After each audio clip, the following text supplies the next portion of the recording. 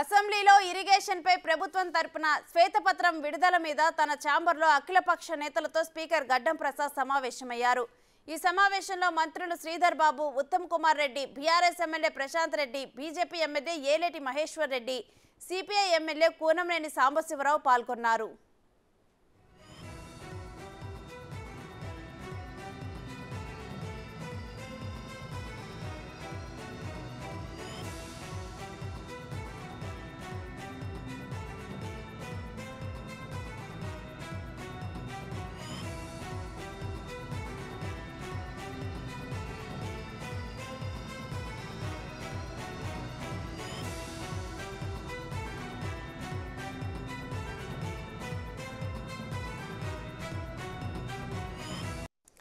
ఇక ఇదే అంశానికి సంబంధించి మరింత సమాచారం మా ప్రతినిధి సైదులు అందిస్తారు.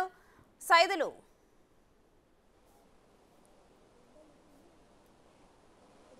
రేణుశ్రీ కొద్దిసేపటి క్రితమే అసెంబ్లీలో స్పీకర్ ఛాంబర్లో అఖిలపక్ష సమావేశం కొనసాగుతుంది. ఎందుకంటే ఈరోజు ఇరిగేషన్పై కాంగ్రెస్ పార్టీ ప్రభుత్వం శ్వేతపత్రం విడుదల చేస్తుంది. దానికి సంబంధించిన సమయం ఏ విధంగా ఉండబోతుంది, ఎప్పటి వరకు ఈ శ్వేతపత్రానికి సంబంధించి చర్చ ఉండాల్సిన దానిపై కూడా ప్రత్యేకించి ఇటు అఖిలపక్ష నాయకులతోటి స్పీకర్ ఛాంబర్లో సమావేశం కొనసాగుతుంది. అయితే బీఆర్ఎస్ పార్టీ నుంచి మాత్రం యమల ప్రశాంత్ రెడ్డి ఈ సమావేశానికి హాజరయ్యారు. అదేవిధంగా సిపిఐ నుంచి కూనంనేని సాంబశివరావు హాజరయ్యారు. అదేవిధంగా ఇప్పుడు కాంగ్రెస్ పార్టీ ప్రభుత్వం నుంచి ఇటు దుద్దిల శ్రీధర్ బాబుతో పాటుగా ఇరిగేషన్ శాఖ మంత్రి ఉత్తమ్ కుమార్ రెడ్డి భేటీ అయ్యారు. ఆ భేటీ అయిపోగానే వెంటనే అసెంబ్లీ స్టార్ట్ కాబోతుంది. దాంట్లో ఉత్తమ్ కుమార్ రెడ్డి, ఇరిగేషన్ శాఖ మంత్రి ఉత్తమ్ కుమార్ రెడ్డి అసెంబ్లీలో శ్వేతపత్రంపై అతను మాట్లాడతారు. ఎందుకంటే ఇప్పటికే చూసాం మనము ఒక కాగు నివేదన కూడా ఇటు కాంగ్రెస్ పార్టీ ప్రభుత్వము అసెంబ్లీలో ప్రవేశపెట్టింది. కాగు నివేదికలో చాలా వరకు ఇటు ఇరిగేషన్ శాఖ సంబంధించి జరిగిన అవినీతిని మొత్తాన్ని కూడా అందులో పొందుపరిచింది. ముఖ్యంగా ఇటు కాళేశ్వరం ప్రాజెక్టు కూడా విషయంలో కూడా ఇప్పుడు చర్చకు వచ్చే అవకాశం కనిపిస్తుంది. ఆ చర్చలో ఇటు ఇరుపక్షాలు, అటు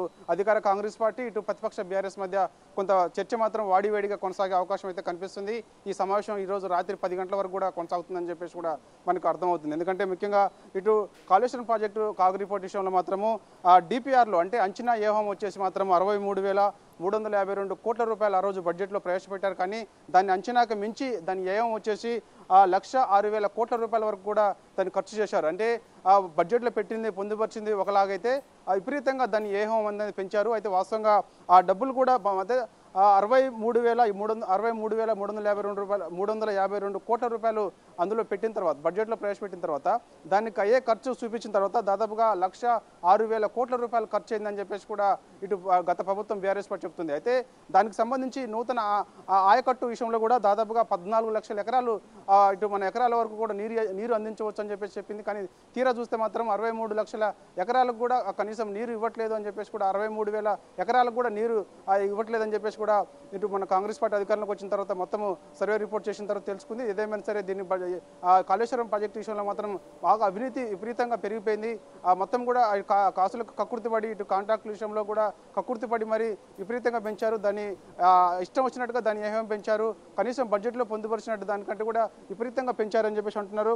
కనీసం ఇటు 15 బ్యాంకుల నుంచి కూడా ఇప్పుడు డబ్బులు 15 బ్యాంకుల నుంచి 87,000 కోట్ల రూపాయల దాకా అప్పులు తీసుకొచ్చారని చెప్పేసి కూడా కాగు రిపోర్ట్లో ఉన్నది. సో ఏదేమైనా సరే ఇది అంతటికి సంబంధించి ప్రాజెక్టుకి నిర్వహణ కోసం ప్రతి సంవత్సరం కూడా 700 కోట్ల రూపాయల వరకు ఖర్చు అవుతుందని చెప్పేసి అన్నారు. కానీ తీరా చూస్తే మాత్రం ఇప్పుడు 14,500 కోట్ల రూపాయల వరకు ఖర్చు వస్తుందని చెప్పేసి కూడా అంటున్నారు. ఓన్లీ దానికి సంబంధించిన రిపేర్కి సంబంధించి అయితేంది, అదేవిధంగా ఇటు విద్యుత్కి సంబంధించి అయితేంది, ఈ అన్నింటిని అంచనా కూడా విపరీతంగా పెరిగిపోయిందని చెప్పేసి కూడా ఆ కాగు రిపోర్ట్లో పొందుపించారు. అదేవిధంగా ముఖ్యంగా చూస్తున్న మనం కృష్ణా జలాల అంశం కూడా ప్రస్తావనకు వచ్చే అవకాశం కనిపిస్తుంది. ఎందుకంటే చూసాం మనం మొన్న కూడా ఇటు కృష్ణా జలాలు ఏదైతే ఉన్నాయో శ్రీశైలం నాగార్జున సాగర్ ప్రాజెక్ట్ని ఇటు కేఆర్ఎంబీకి అప్పగిస్తే ఇటు తీసుకున్న తీర్మానం ఏదైతే ఉందో దానికి సంబంధించి ప్రతిపక్ష బీఆర్ఎస్ పార్టీ కాంగ్రెస్ పార్టీ ఆరోపిస్తుంది. కాబట్టి సో గతంలో కూడా ఏం జరిగింది అనేది కూడా ప్రస్తావనకు వచ్చే అవకాశం కనిపిస్తుంది. ముఖ్యంగా ఇటు సాగర్ ఆయకట్టు విషయంలో కూడా, అదేవిధంగా శ్రీశైలం ఆయకట్టు విషయంలో కూడా జరిగిన అన్యాయం ఏదైతే ఉందో, తెలంగాణకు జరిగిన అన్యాయాన్ని అదంతటిని కూడా ఈ శ్వేతపత్రంలో పొందుపరిచారు. అది కాసేపట్లో ఉత్తమ్ కుమార్ రెడ్డి కూడా, ఇరిగేషన్ శాఖ ఉత్తమ్ కుమార్ రెడ్డి కూడా ఇప్పుడు మాట్లాడబోతున్నారు. ఏదేమైనా సరే ఇప్పుడు మాత్రం జరుగుతున్నటువంటి ఇరిగేషన్కి సంబంధించి మాత్రమైతే కొంత అసెంబ్లీ అయితే వాడివేడిగా కొనసాగడం కనిపిస్తుంది. ఎందుకంటే గతంలో 2014లోనే బీఆర్ఎస్ పార్టీ అధికారంలో ఉన్నప్పుడే జరిగిన అన్యాయంకి సంబంధించి అంతటిని కూడా ఇటు కృష్ణా జలాల అంశానికి సంబంధించి 2005లో జరిగినటువంటి అపెక్స్ కౌన్సిల్ సమావేశాలకు సంబంధించి మనకు రావాల్సిన వాటర్ ఏదైతే ఉందో 513 టీఎంసీల వాటర్ మన తెలంగాణకు రావాల్సి ఉండగా కనీసం అందులో పొందుపరచలేదు. కనీసం ప్రధానమైన డిమాండ్ కూడా అపెక్స్ కౌన్సిల్లో బీఆర్ఎస్ పార్టీ పెట్టలేదు అని చెప్పేసి కూడా ఇటు కాంగ్రెస్ పార్టీ చెప్తుంది. అదేవిధంగా 2019లో జరిగినటువంటి అపెక్స్ కౌన్సిల్ సమావేశాల్లో 299 టీఎంసీలకు సంబంధించిన వాటర్కి ఒప్పందం చేసుకున్నారు. అప్పుడే తీవ్ర అన్యాయం తెలంగాణకు జరిగిందని చెప్పేసి కూడా కాంగ్రెస్ పార్టీ ఆ శ్వేతపత్రంలో పొందుపరిచింది. అదేవిధంగా ముఖ్యంగా మొన్న జరిగినటువంటి ఇప్పటికే శ్రీశైలం ప్రాజెక్టుపై ఇటు రాయలసీమ ఎత్తిపోతలకు సంబంధించి అటు ఆంధ్రప్రదేశ్ ముఖ్యమంత్రి జగన్మోహన్ రెడ్డి రోజుకి 8 టీఎంసీల వాటర్ని తరలించకపోతున్నారు. కనీసం 10 ఏళ్ల పాటు అధికారంలో ఉండగా ఏనాడు కూడా బీఆర్ఎస్ పార్టీ దానిపై మాట్లాడలేదని చెప్పేసి కూడా ఆ శ్వేతపత్రంలో పొందుపరిచారు. ఆ 8 టీఎంసీల వాటర్ని వదిలిపెట్టి గ్రావిటీ ద్వారా రావాల్సిన వాటర్ మనకు రావాల్సిన వాటర్ వదిలిపెట్టి ఇవాళ 2 టీఎంసీల వాటర్ కోసం గోదావరి ప్రాజెక్టుపై కాళేశ్వరం ప్రాజెక్టు నిర్మించారు. దానికి ఖర్చు వచ్చేసి మొదటగా 63,552 కోట్లు అని చెప్పి 1,06,000 కోట్ల రూపాయల వరకు కూడా దాన్ని పెంచారు, ఏహం పెంచారు.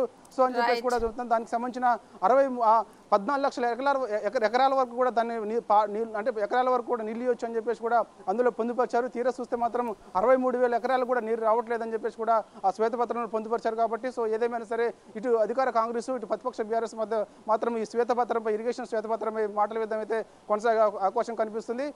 ఇది శ్వేతపత్రానికి సంబంధించిన చర్చ మాత్రం రాత్రి 10 కూడా అవకాశం కనిపిస్తుంది. Right, thank you Saidulu.